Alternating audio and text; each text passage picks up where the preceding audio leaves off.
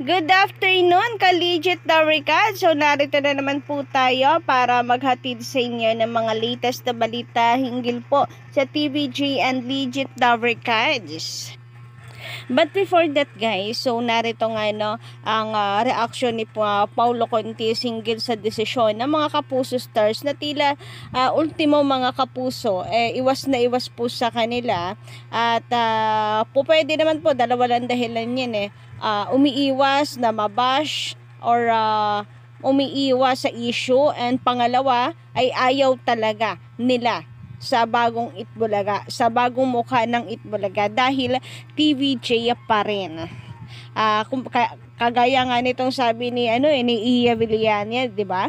Pwede naman daw siya mag-host basta hindi Itbulaga ang pangalan. So ibig sabihin guys, ang respeto, ang kagustuhan pa rin po nila ay nasa TVJ pa din ang Itbulaga. So marahil kahit po siguro mga artista na hindi nakatungtong sa Itbulaga, po pwede yun. Kahit po mga hindi nakatungtong sa Itbulaga mga kapatid ay mga maka-TVJ pa din po sila basta usaping Itbulaga. Kaya mas pinipili po nila na wag pong mag-guest dito, kundi doon na lamang po sa Showtime, lalo na kung may ipopromote po sila.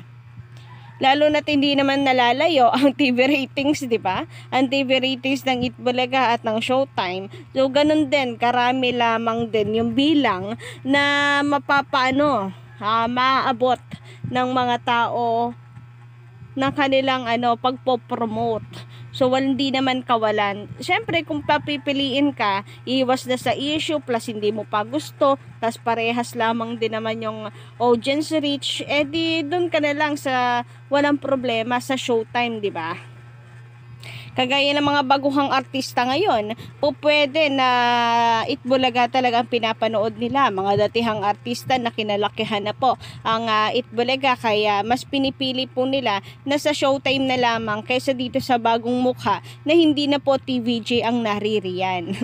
So, yun po ang masasabi natin na kahit hindi po nagigest pa sa Itbulaga, mga maka-TVJ sila kaya ayaw tumapak dito sa Tape Inc. Itbulaga.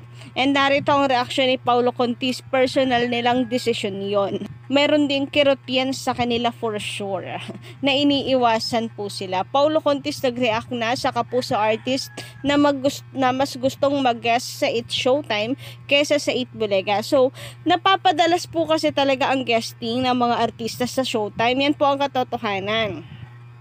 Napapadalas ang guesting ng mga artista sa Showtime, pero madalang itong mangyari sa Itbulaga. Sa Itbulaga nila.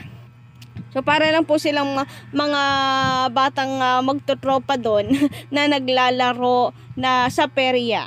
Ganun po yung mga kaganapan and walang gustong makijoin. Kayo po ba mga kapatid, anong inyong say dito? Tingin nyo rin po ba ay masakit din ito para sa kanila? Kasi syempre, 'di ba, kapag may guest po sila na artista, malaking malaking impact po 'yon para makatulong po na tumaas yung kanilang ratings. Lalo na kung ang i-guest po nila ay yung meron po talagang matibay na fandom, na kung saan ay all out po ang suporta talaga. Yun yung advantage kapag meron pong fandom yung isang artista na magi-guest po nila. Ang kaso, mukhang paraan po na yon, tanging paraan na para makatulong sa pagtaas ng kanilang ratings, hindi pa umaayon sa kanila dahil halos ayaw ng mga artista na tumapak sa kanilang Itbulaga o sa Tape Bulaga na yan. Kaya ang ending mga kapatid, kahit ano po ang gawin nila, kahit ano po ang effort na gawin po nila, ay nangungulelat pa rin po sila sa TV ratings. Tapos sasabihin 3 weeks na silang nangunguna. Kung totoo yan, unang-una pa po si Paulo Contis sa magmamalaki niyan sa kanyang mga accounts sa Facebook, Instagram man yan o Twitter. Magpo-post po yan ng pasasalamat, 3 weeks na silang nangunguna. At lalong higit, ang GMA Network, ay mag-ano po yan, magpo-post po yan ng kanilang victory pag 3 weeks na silang nangunguna. Pero mukhang panaginip na lang po ata yun, dahil ang katotohanan naman po nangunguna ang TVJ. Sa ngayon man, di natin isinasara ang pinto kasi mahirap na. Sila nga po mismo, no, ang TVJ mismo, sila Jose Manalo mismo, sinasabi nila na hindi sila nagpapakakampante. Kumbaga sa araw-araw ay malaki man ang suportang kanilang natatanggap, nandun pa rin po yung ginagawa nila yung best nila para mag-improve, para mas mapaganda ang show, at hindi po nagpapakakampante. Pero sa ngayon, ito po yung katotohanan na TVJ ang nangunguna. Pero saan ang galing? Itong sinasabi sa interview na kung saan ay 3 weeks nang sila yung nangunguna. Parang hindi naman po yun yung lumalabas eh. Katunayan yan mga kapatid ay nakukulelat pa nga po sila. Kagaya nito mga kapatid, isang malaking katotohanan at sampal po sa kanila. 3 araw pong sunod-sunod na tinalo po ng EAT show ang may pinakamalawak na signal reach sa television. Yung may pinakamaunting reach guys, pinakamahinang signal ang siyang nangunguna. Compare dito sa sobrang napakalawak, ang layo po ng agwat ng lawak po ng GMA7 sa TV5. Pero ito yung katotohanan na masakit po sa kanila. Kaya kanila pong na lamang sinasabi, para hindi naman masyadong masakit, hindi nakakahiya, sila ang nangunguna daw. And yung nakita natin na ratings nila sa RTAM, pinagmamalaki nila na panalo po sila sa rural areas. Guys, come on! Sentido común lamang po yan. Dito may pinakamahinang signal ang TV5. Tapos, yan yung ipagmamalaki nyo. Napakalaki ng advantage nyo dyan. So, wala naman pong kamalaki-laki doon.